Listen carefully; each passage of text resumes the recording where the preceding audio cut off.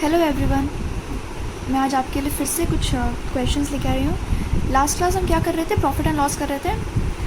तो आज मेरा प्रॉफिट एंड लॉस का लास्ट क्लास है।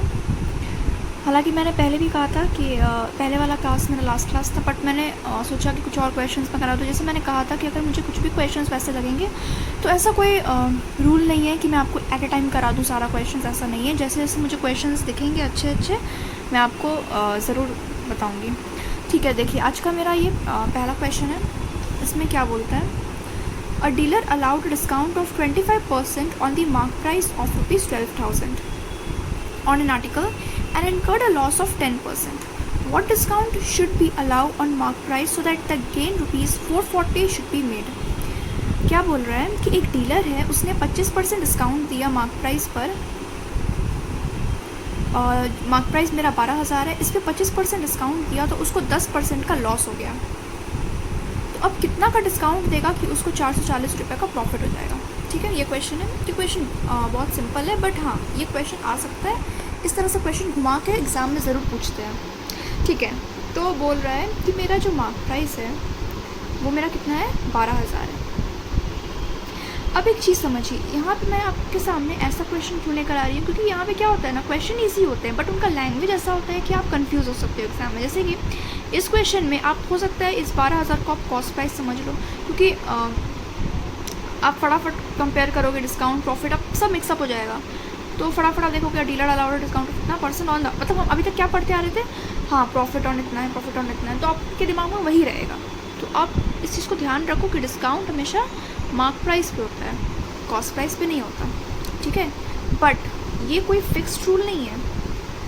अगर आपने अपने गुड्स को मार्कअप नहीं किया है, मतलब 100 का गुड्स को आपने 20 रुपया मार्कअप नहीं किया, तो जब आप डिस्काउंट दोगे तो वो आप 100 रुपये पे ही दोगे, आप मार्क प्राइस पे नहीं दोगे। वहाँ पे मार्क प्राइस पे आप कब देते हो, जब आपका कॉस्ट प्राइस और मार्क प्राइस दोनों अलग अलग रहता है। लेकिन जब दोनों सेम रहेगा तो डिस्काउंट भी आप उसी पे दोगे ना फिर। तो ये कुछ चीज़ें हैं जो बहुत क्लियर रखनी होती है दिमाग में। ठीक है, चलिए ये रहा मेरा 12,000 मार्क प्राइस, मैंने 25% का डिस्काउंट दिया। अब मैं इस पर 25% निकालूंगी, फिर मैं इसको माइनस करूँगी उससे, तब मेरा सेलिंग प्राइस आएगा। इतना करने का ज़रूरत नहीं है, मैंने आपको शॉर्टकट बताया है। 25% का मतलब होता है 1/4, मतलब 4 में आपने एक डिस्काउंट दिया तो अल्टीमेटली आपको क्या आएगा, 3/4 आएगा, यानी कि 75/100%। कह सकते हैं ना, 100% में से आपने 25% का डिस्काउंट दिया तो अल्टीमेटली बचा कितना मेरे पास, 75 ना। तो ये 75/100 हो जाएगा। आप इसको लिख सकते हो 3/4, तो ये कितना हो जाएगा, 9,000। यानी ये 9,000 है, ये क्या है, मेरा सेलिंग प्राइस है। यहाँ तक तो आपको क्लियर होता है। अच्छा, अब बोलता है कि ये डिस्काउंट देने के पास मुझे 10% का लॉस हो गया। अब 10% का लॉस हो गया तो वो तो सेलिंग प्राइस पे ही होगा ना, मतलब कि जब मैंने 9,000 का बेचा उस सामान को तो मुझे 10% का लॉस हो रहा था, तो मेरा कॉस्ट प्राइस कितना है। ठीक है, तो इतना तो आप बता ही दोगे। यानी कि जब मैंने 9,000 का बेचा तो मुझे वहाँ पे 10% का लॉस हो रहा था, यानी कि मुझे 90 का लॉस हो रहा था, तो कॉस्ट प्राइस मेरा 100 हो जाएगा, है कि नहीं। अरे 10% का लॉस का क्या मतलब होता है, परसेंटेज मेथड आपको बहुत अच्छे से आना चाहिए। 10% का लॉस का मतलब 10/100 का लॉस। तो अगर मेरा CP 100 है, लॉस मेरा 10 है, तो मेरा SP क्या हो जाएगा, 90 ना। तो 9,000 बराबर 90, तो 100 बराबर कितना, 100 बराबर कितना हो जाएगा, 10,000। यानी कि ये मेरा हो गया कॉस्ट प्राइस। कॉस्ट प्राइस 10,000 था, मैंने उसको मार्कडअप किया 12,000, मार्कडअप किया मैंने 20% पे मार्कडअप किया ना, तो मेरा 12,000 आ गया। उसके बाद मैंने 25% का डिस्काउंट दे दिया तो मेरा सेलिंग प्राइस 9,000 आया। इतना करने के बाद मुझे पता चला कि भाई मेरा 10% का लॉस हुआ है, मतलब कि अगर 10,000 का 10% निकालूँ तो यानी कि मेरे को 1,000 रुपये का लॉस हुआ है, और हुआ ही है। कॉस्ट प्राइस मेरा 10,000 था, सेलिंग प्राइस 9,000 है, तो यानी कि मुझे 1,000 का लॉस तो हुआ ही है। तो आप ऐसे भी देख सकते हो, ऐसे भी आ गया। ठीक है, तो इसमें मतलब बेसिकली आपको क्या क्या समझना था, एक लैंग्वेज दिखना है क्वेश्चन का, दूसरा चीज़ ये परसेंटेज मेथड आपको पता होना चाहिए। इतना करने का टाइम नहीं रहेगा एग्जाम में, तो आप डायरेक्टली निकालो। अगर 25% का लॉस बोलता है तो मतलब 75 में आपने बेचा उसको, अगर 25% का प्रॉफिट बोलता है तो यानी कि 125 में आपने बेचा, तो 100 कितना होगा, समझ में। इस तरह से आपको आना चाहिए। ठीक है, अब यहाँ तक तो मेरा क्वेश्चन सॉल्व है। अब क्या बोलता है, what discount should be allowed on mark price so that मेरा गेन 440 रुपया हो। मैं कितना डिस्काउंट दूँ कि मेरा गेन 440 रुपया हो? तो एक बात बताइए, 10,000 कॉस्ट प्राइस है, cost price plus gain selling price होता है। कॉस्ट प्राइस 10,000 है, अब गेन बोलता है 440 रुपया होना चाहिए, ठीक है, यानी कि सेलिंग प्राइस मेरा 10,440 रुपया होगा। ऑब्वियस सा बात है। अगर मेरा सेलिंग 10,440 है और मेरा मार्क प्राइस 12,000 है, तो आप डिस्काउंट नहीं बता दोगे कितना डिस्काउंट है? मेरा मार्क प्राइस 12,000 है, लेकिन मैं बेच रही हूँ उसको 10,440 में, मतलब मैं कितना का डिस्काउंट दे रही हूँ? 12,000 माइनस 10,440, यानी जो मेरा डिस्काउंट है वो कितना है? 12,000 माइनस 10,440, है ना? ये मेरा डिस्काउंट है।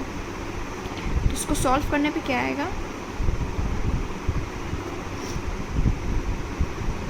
1560 का डिस्काउंट है, तो ये मेरा आंसर हो जाएगा। ये तो आपको पता ही होगा ना कि mark price selling price, mark price में से सेलिंग प्राइस को लेस करने से डिस्काउंट आता है। ऑब्वियस सा बात है।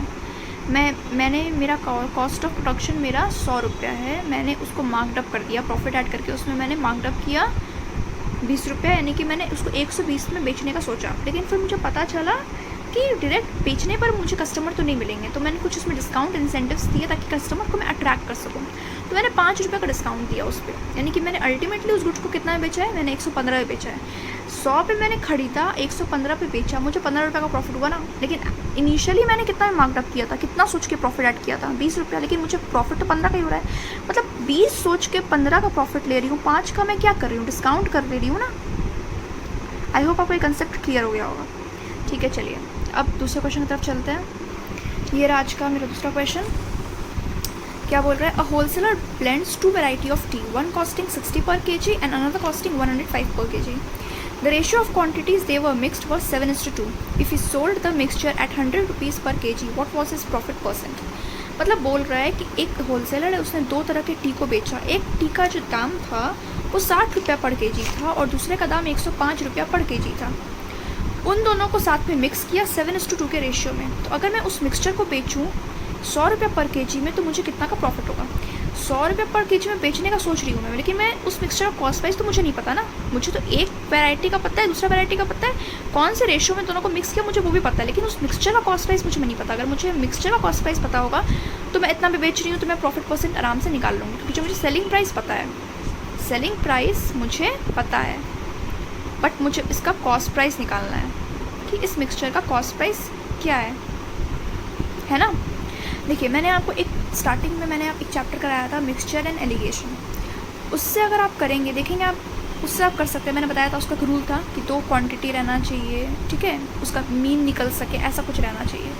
तो यहाँ पे 2 क्वांटिटी है, उसका रेशियो दिया है, तो मीन आप निकाल सकते हो। कैसे? 106, सॉरी, एक है 60 रुपये पर kg, एक है 105। इन दोनों का कॉस्ट प्राइस मुझे नहीं पता, लेकिन मुझे इन दोनों का रेशियो पता है, तो आप निकाल नहीं सकते हो इसको। कैसे मैंने बताया था, याद कीजिए, 105 minus x divided by 60 minus x equals to 7/2, है ना। ये बताया था मैंने आपको। लेकिन आप यहाँ पे मिक्सचर एलिगेशन से कर सकते हो। और मैंने आपको ये भी बताया था कि वो चैप्टर बहुत जगह यूज़ होता है। रेशियो हो गया, प्रॉफिट लॉस हो गया, बहुत जगह पे यूज़ किया जाता है उस चैप्टर को, इसलिए वो चैप्टर करना बहुत ज़रूरी है। तो आपको क्लास देख सकते हो। आपको मिक्सचर एलिगेशन अच्छे से पता है, इसलिए मैं अब ये आपको इस तरह से नहीं बताऊंगी। ये आपका हो गया, आपको समझ में आ गया, आपने उस चैप्टर को किया अच्छे से, आप कर सकते हो ऐसे। मैं आपको प्रॉफिट एंड लॉस तरीके से बताती हूँ कि कैसे करेंगे आप इसको। एक तरह से लिखा जाए तो रेशियो मेथड से मैं बताती हूँ आपको इसको कैसे करते हैं। ये तो मेरा पहला मेथड था, मिक्सचर एंड एलिगेशन मेथड, और इस तरह का मैंने क्वेश्चन वहाँ पे करवाया भी है, सेम टू सेम ऐसे ही क्वेश्चन के मैंने करवाया है, ठीक है। लेकिन मैंने उस वक्त प्रॉफिट लॉस नहीं कराया था और ना ही मैंने रेशियो कराया था, इसलिए मैं आपको ये मेथड, दूसरा जो मेथड है, सेकंड मेथड, वो आपको मैंने उस टाइम नहीं बताया था।